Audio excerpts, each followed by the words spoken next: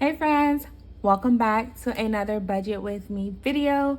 In today's video, I'm going to be sharing my August 2023 budget with me for my paycheck number 1.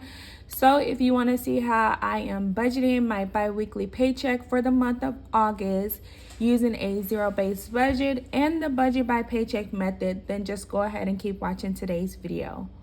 Welcome back, you guys. My name is Shadavia and this is Oshi Budgets, where I do talk about all things money, budgeting, and savings related. On my channel, you can expect things like Budget With Me's, where I share my real paycheck numbers.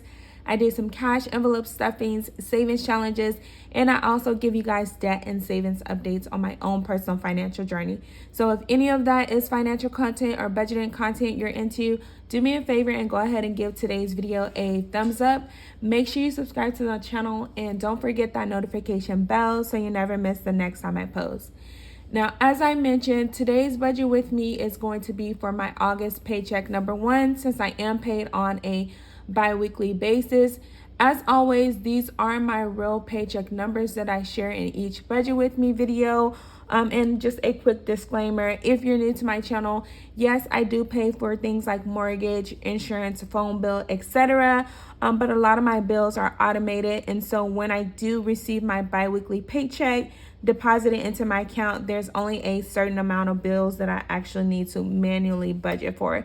So that's what you're going to see me do with today's August paycheck number 1 budget. But let's go ahead and get straight into today's numbers. So this paycheck and the last few paychecks have all included some overtime. And when I say some, I mean a lot, you guys, because I have been taking full advantage of the overtime that is available to me. I haven't been doing anything too crazy that has caused me burnout. So it's only been about 2 hours per day. And then on the weekends, I'll do 5 hours. But the way that I kind of knock it out is that I wake up super early. So I get up and I'll start working at 6 on Saturdays, and then I'm typically done by 11 or 12, just depending on what time I sign on and start working. And that way it still allows me the entire day to do the things that I want to do with my family and friends, and not, again, just burn out from working so much overtime. And then during the weekday, I get off at 6, which again is still time for me to enjoy my family and take care of some of my responsibilities as well. But like I said, let's go ahead and get straight into this paycheck number 1 budget. So with the overtime that I worked these last 2 weeks, I do have a total of $1,789.68 that I'm going to be budgeting for this bi-weekly paycheck. Now, I do like to, again, budget by paycheck, because each paycheck there is a different set of bills, and I've predetermined that because I've been doing my budget for a while. And so some bills get paid on paycheck number 1, and then others get paid on paycheck number 2. But if you've been following me for a while, then you already know that. So one of the things that I like to do first is just take care of any type of bills that are like an absolute non-negotiable first, and then whatever's left over, I will use that to go towards any debt, savings, and my variable expenses.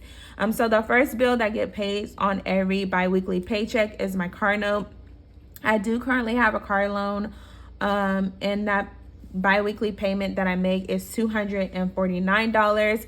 I do pay on a bi-weekly basis just because I want to make sure that I'm always ahead of that car note, and then I can kind of knock down some of that interest, and it'll help me eventually pay down that car loan sooner. So if you do have a car note and it's on the larger end, I will encourage you to go ahead and split that in half in your budget, and then it'll free up a little bit more money if you're paid on a bi-weekly basis.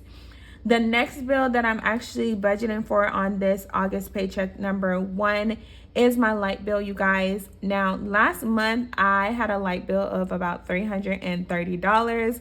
And so I was gonna initially plan to budget out, around $350 because it's the summer months. And that's typically when the light bill is on the higher end. But my husband was thinking that it's probably going to be closer to $400, which I'm hoping that's not the case.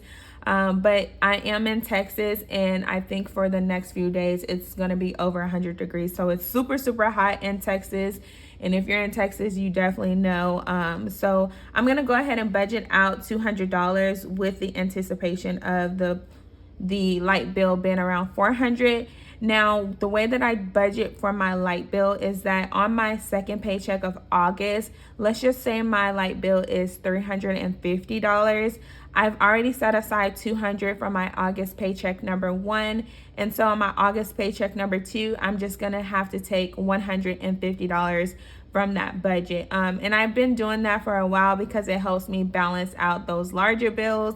And that way I'm not coming out of one full paycheck, $400 for a light bill. So again, any type of large bills that you do have, you may want to consider splitting those in half, because it does help you when it comes to, creating your monthly budget.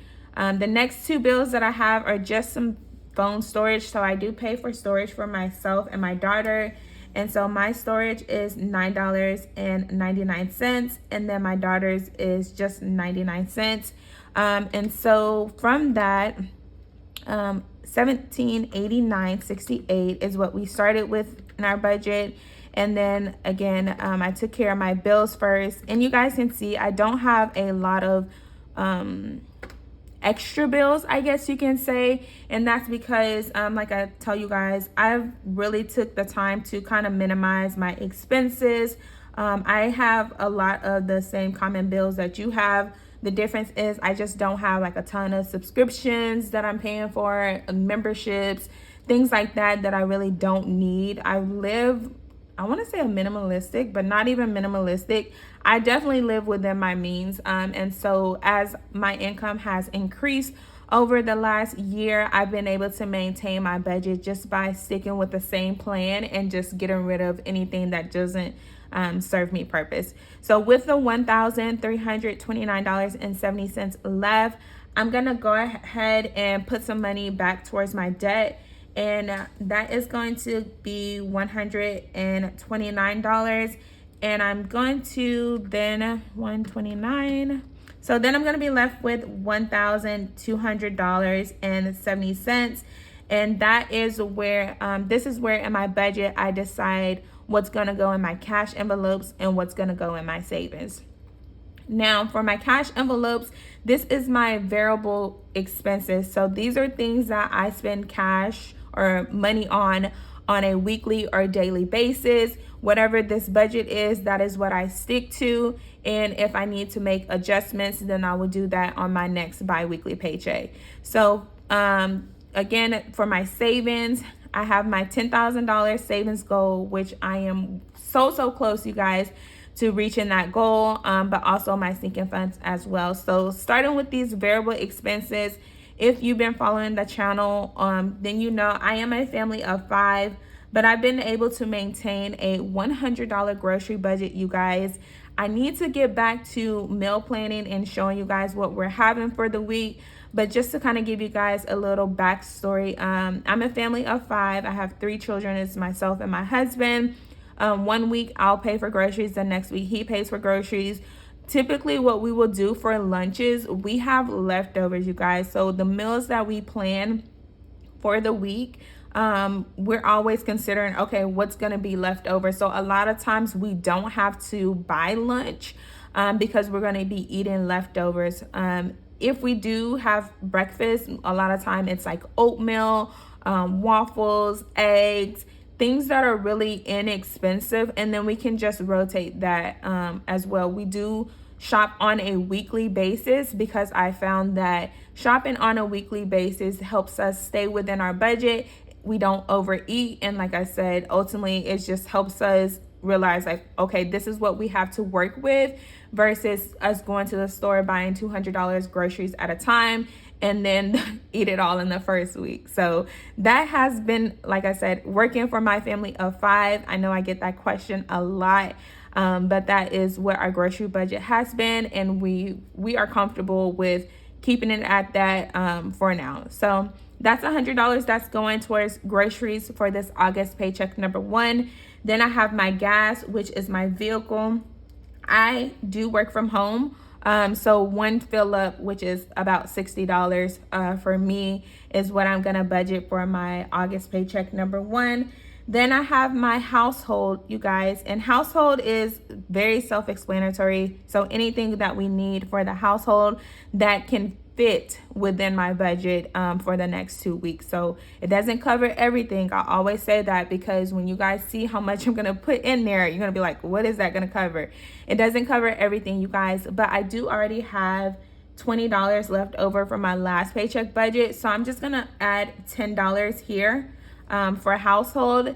And then I am then gonna be budgeting self-care and family. So let me see, once I put that aside for my variable spending, then I'm gonna be left with $1,030. My birthday is coming up next month, you guys, which is so exciting. I'm gonna be turning 30. And so I'm gonna be putting some money aside for myself just to get some stuff ready before my trip. And I wanna buy a few new outfits as well. I still have some time, so I want to get ahead of that. Because of that, I do want to go ahead and put $130 aside for myself because I do also still have some funds from my last budget. I think $70 to be exact. So I like to plan ahead if I'm able to and just avoid any type of future debt that could come with, you know, me swiping my credit card because I don't have the funds. So definitely, you guys, if you have the time to plan ahead, even if it's putting, you know, $5, $10 aside here and there, it really does help out because even if you need to use your credit card, it's, you know, $100 less or $200 less than you needed to borrow. So definitely start putting money aside if you're not already. And then the last variable expending is going to be for my family. So like I said, family of 5, do like to try to get out and do things on the weekends because our kids do go to school. We work full-time, my husband and I, and so I did budget out $100 from my bi-weekly paycheck to go towards family fun, and that's just going to be added to what we currently have as well. So from the $1,200 that we did have left in this August budget or August paycheck number one, you see that $800 is going to go towards savings, you guys, which is more over half. And that's what I do a lot in my budget with me videos because I don't have a lot of bills anymore or expenses. Then I'm able to save a lot, you guys. And then just having the ability or opportunity to work that overtime has really been a huge blessing, you guys. And I've been taking advantage of it because if you know or you know anything about overtime, it could be here 1 week and gone the next. And so overtime has really helped me get ahead in my financial goals and really reach some of those goals a lot faster than I would with my just regular bi-weekly paycheck. So from the $800, I'm gonna put $435 towards my 10K goal, which is going to be towards my future home down payment.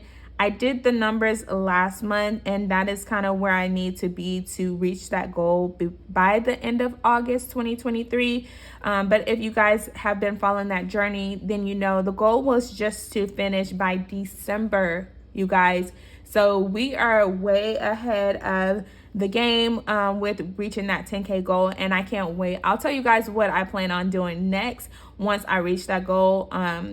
Probably at the month 8 update. Yeah, it's gonna be the month 8 update.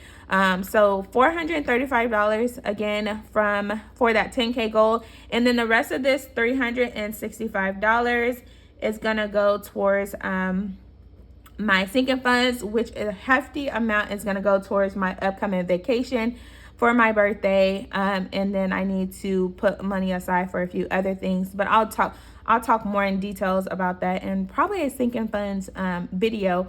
But in the end, you guys, I am left with a zero-based budget, which is how I budget each paycheck. Like I said, I do use a combination of the two of the budget by paycheck method and also the zero-based budget method as well. So this is my August paycheck number 1 budget with me, and this is going to carry me until my next paycheck for the month of August.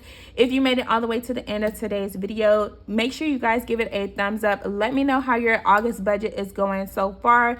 Thank you guys so much as always for tuning in. I appreciate your support more than I can ever you guys explain. But again, thank you guys so much, and I'll see you guys in the next one. Bye.